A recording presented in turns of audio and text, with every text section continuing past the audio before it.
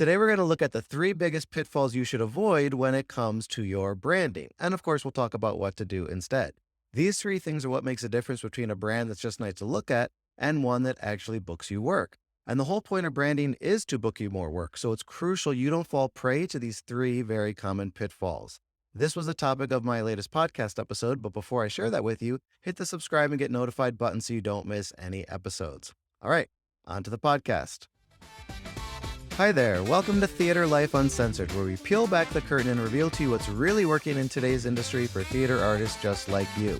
That means you get to hear and learn how to surpass your career goals sooner and enjoy an easier, more peaceful life along the way. I'm your host, Jim Cooney, a New York City-based director-choreographer, and I'm also the founder of Amplified Artists, a membership community for theater professionals from performers to producers and everyone in between, helping you create a career and life you love. So, branding. If you've been listening to this podcast for a while, you know in every episode I mention how branding is the topic I get asked the most about. And I always share with you that I put together a free guide and worksheet walking you through a three-part formula that clarifies your brand. But we're going beyond brand clarity today. So while that worksheet will help you with what we're going to talk about, we are going even deeper here. And if you don't have that free guide and worksheet, you can download it from my website for free at jimcooney.me/branding, and I'll include that link in the show notes. But before we start, be sure to hit the subscribe button in your podcast player so you're the very first to know when the next episode is released. And while you're there, if you could be so kind to give the podcast a 5-star rating and leave a positive review, I would really appreciate that. And so would other people too, because it helps them find out about this podcast. Also, if you want to connect outside of this episode, you can follow me on Instagram. I'm at JimCooneyNYC, so you can pop on over there and say hello. All right, let's dive in. The first and biggest branding mistake that you can make is trying to create it as if it were a separate standalone thing. It's like you're conceiving it in a vacuum, completely unrelated to anything else. So you have to dream up what you want your brand to be, or how it will be different or better than what everyone else is doing, or what you think people will want to see from you. And that takes a lot of time, energy, and effort. And you also have to hope that it all works, that people do respond favorably to it, and that it gives you that edge over your competition that you're seeking. But this is a very big mistake. It's a huge mistake because you are your brand and your brand is you. And I'm going to repeat that. You are your brand and your brand is you. You don't need to come up with anything because you already exist. And more importantly, you are unique. You hear me say at the end of every podcast episode that there's no one on the entire planet who has the same exact special blend of talents and skills that you do. And no one else is going to ever execute them in the same exact way you do either. The thing that makes you really stand out is being true to the gifts that you have and who you are. In fact, this is exactly what branding is. To package up and highlight the key things that are best and most unique about you. That is your edge. Now, because this is the biggest and most crucial mistake to avoid, I wrote an entire blog post about this last year, and I really encourage you to check it out because it gives you some specific examples of how to clarify who you are, not confuse who you are. And confusion is exactly what you're going to cause if your brand isn't exactly you. So I'm going to link to this blog post in the show notes for you, and you can go check that out. So just to recap, the biggest pitfall to avoid is trying to create a shiny, cool brand that you think people are going to want to see, and instead create your brand to be exactly you. It needs to represent the real you. What makes it all shiny and cool is how unique you already are. Remember, that is your edge. Okay, moving on to the second pitfall. It's forgetting the goal of branding in the first place, which is, like we said earlier in this episode, to book you more work. Specifically, it should make it easier for the people hiring you to know where and how you fit into their projects. That means you are solving their problem. You are presenting yourself as a perfect solution. And in order to do that, you need to know what it is that they need. What are they looking for? What kind of people do they like to work with? We all care more about our needs than other people's. It's just human nature. Think about this. If you're, say, a performer and you go to an audition, you're thinking more about yourself booking the job than what everyone else in the room needs, right?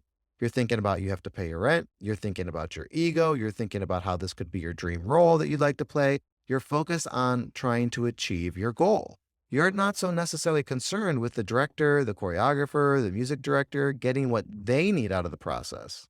On the flip side, if you're the director or choreographer in the room, you're caring more about casting the best people who can bring your work to life, who can fulfill your creative vision, who are going to make your work look incredible, and thereby book you more work. You're not so concerned with the performer's need to pay their own rent as much as you are with yours. So I don't even need to prove this to you. You've experienced this your whole life already, that we all focus on what we personally need. And that's not because we're cruel, it's just our nature to get so preoccupied with what we need. So what this means is we want to shine the spotlight on the people hiring us more than we do on ourselves when it comes to our branding. Because the easiest way for someone to hire you is for you to solve all of their problems. It becomes a no-brainer. So even though your brand should represent the real you, you want to position it in a way that solves the problem that the people hiring you have. And I don't just mean something basic like, well, this director needs to cast actors and I'm an actor, so me as an actor, I'm going to be solving their problem. No, because many actors could solve the problem. And what problem does this specific director have? What are they actually trying to solve here? So you have to go way deeper than this. And in fact, the first two parts of the 3-part branding formula guide and worksheet I mentioned earlier are all about identifying who you want to work with and what their specific needs are. Again, you can download this from my website at jimcooney.me/branding, and I've linked to that in the show notes. Okay, so let's move on to the third and final pitfall, and that's trying to appeal to everyone and showing you can do everything. Now, I get the temptation here, I really do. You think if you limit yourself to appeal to just the people you most want to work with, or if you only show just your best and most unique skills, that you're potentially eliminating all of the other job opportunities out there. So let me reframe this for you. There's a saying in marketing that goes, if you try to appeal to everyone, you end up appealing to no one. I'm going to repeat that. If you try to appeal to everyone, you end up appealing to no one. And what this means is no one wants to hire a generalist. People want to hire specialists. They want to hire the best person for whatever it is that they're hiring. The best person for job A is not going to be the best person for job B and not the best person for job C. You can't be. No one can be the best person for every single job out there. But you can be the best for certain shows that you specialize in and that are aligned with you and that are your dream jobs. So you want to show that you are a specialist in those areas, even though you can do other things. And all of those other things you do, those are just the cherry on top. So I want to give you an example that's not related to our industry at all, just to help illustrate this concept. Let's say you're looking to buy skinny jeans. You walk down the street, you pass the first store, it's just a general clothing store, and they say in the window, we sell all clothes. So you think, great, well, if they sell all clothes, they must have skinny jeans. Yay, problem solved. But the store next door is a jeans store, and their sign says, we sell all jeans. Oh, wow, this is even better, you think. But the next store down the road says, we're a skinny jeans store specializing in skinny jeans. So let me ask you, of these 3 stores, which one are you going to go into first?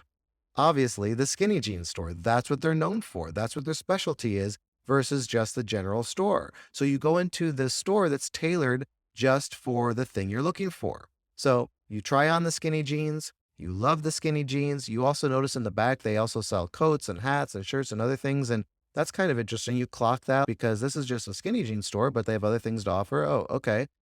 But anyway, you buy the jeans. You go home, you love your skinny jeans, you wear these skinny jeans every single day, you're obsessed with them, you tell everyone about how much you love them. And then later, when it comes time that you need to buy a coat, you're like, well, I love the way these skinny jeans fit. Maybe those coats I saw in there, maybe they fit me just as well. Let me go back there and check those out. Even though you walk past the store that says, we sell all clothing, you still first go to check that skinny jeans store because you know, like, and trust them. And so if the thing that they specialize in is so awesome, well, maybe all of the other things they do are awesome too. Are you seeing the parallels I'm making here? Now, you may be thinking, but what if I didn't want skinny jeans in the first place and instead just wanted a coat from the beginning? I would have gone into the general store, not the skinny jeans store. And what I would say back to you is that the street is full of stores. There is a store on that street that specializes in coats. So you would go there first before the general store. If you need a hat, you would go to the hat store. In our industry, there are people who specialize in everything. That means no one needs to go to the general store. Everyone's going to hire the best person for what it is that they're looking for because that exists. Just like on the street, every store exists. You can always go to the specialist. So, in other words, if you are trying to be everything for everyone, you appeal to no one. And I would go further to argue that wouldn't you rather do the jobs you want to do anyway? Set your sights on those and be a specialist in those areas instead of diluting your branding with efforts to book jobs you don't really care about. And again, I know it seems scary to go all in on just your dream gigs only. But when people do this, that's when they end up booking those jobs and booking them more frequently and easier. And I've seen this for years in all the students I've helped with this, and of course with members of Amplified Artists too. In fact, I can even use myself as an example. I have on my website that I specialize in new musicals. Not all musicals, new musicals. Not new plays, new musicals. I specialize in new musicals. And I can't tell you how many times people say that that is why they hired me, because they saw that on my website and they were specifically looking for someone who specializes in new musicals. Now, of course, I love working on new plays and I love working on all different kinds of musicals, and I still get hired to do those things. But if I would have tried to go the I do all musicals route and I put that on my website that I do all musicals, I wouldn't have booked as many of the new musicals. And those are what I really love to work on. And by saying that as part of my branding, I am booking more of those jobs. So if it's not clear, the third pitfall is trying to appeal to everyone and show you do everything. Instead, focus your branding on what your ideal jobs are looking for and on showing off what you do best. Now, as you can see, there is a lot that goes into your branding. And so far, we've only been talking about defining your brand. We haven't even talked about the visual side of branding on how to style your photos, pick your websites, fonts and colors, or how to keep your brand consistent across your social media posts. So, like I said, it's a lot. And if you want help with this, we have an entire course inside Amplified Artists on branding. It's called Branding to Book. And besides all of the strategy and visual design stuff I just mentioned, it also goes through every marketing tool you have at your disposal and how to use those, plus recommendations for a bunch of free apps that will help you do all of this, and of course examples of people in our industry who have successfully branded themselves so you can get inspired. Now, if you're not yet a member, you can get instant access to this course and everything inside Amplified Artists the moment that you join. And there's also no contract, so if you want to join just for a couple weeks to go through this course, you can absolutely do that. So I'm going to put the link to join in the show notes, but it's just by going to our homepage, amplifiedartist.life. You can see everything that the membership includes, and you can join right from that page. Speaking of show notes, I did mention a few resources in the episode that I would link to, so be sure to check those out. If you like this episode, hit the subscribe button in your favorite podcast app, and while you're there, if you could leave the 5-star review, I'd be grateful for that, especially if you think this podcast will be helpful for someone else. And if you've got any questions, just give me a shout on Instagram at JimCooneyNYC. Remember, there's no one on the planet who's just like you. Be true to the gifts you have and who you are. Thanks for tuning in today, and now here's a little preview of next week's episode. I will see you then.